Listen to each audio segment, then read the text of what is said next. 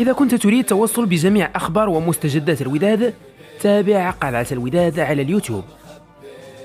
تلقى البنزرتي مدرب الوداد صدمة جديدة بعد تأكد غياب عطية الله على فريق الوداد في الماتش الجاي ضد الرجاء. عطية الله ماشي هو اللاعب الوحيد اللي غيغيب على هذا الماتش هذا، وإنما العملود كذلك. وأكدت الجريدة 24 أن عطية الله غادي يغيب على الديربي حيث غادي يلتحق بالمعسكر التدريبي ديال المنتخب، وغادي يمشي يلتحق بالمنتخب نهار 3 وهو نهار قبل المباراة ديال الديربي. الجامعة قالت للوداد أن عطية الله ما غاديش يكون بإمكانه المشاركة في الديربي حيث غادي يمشي مع المنتخب للمعسكر الاعدادي اللي غيكون بمركز محمد السادس بالمعموره، واللي غتخلو مباراه وديه ضد غامبيا قبل ما يمشيو الاسود للكوت ديفوار لبدايه افريقيا.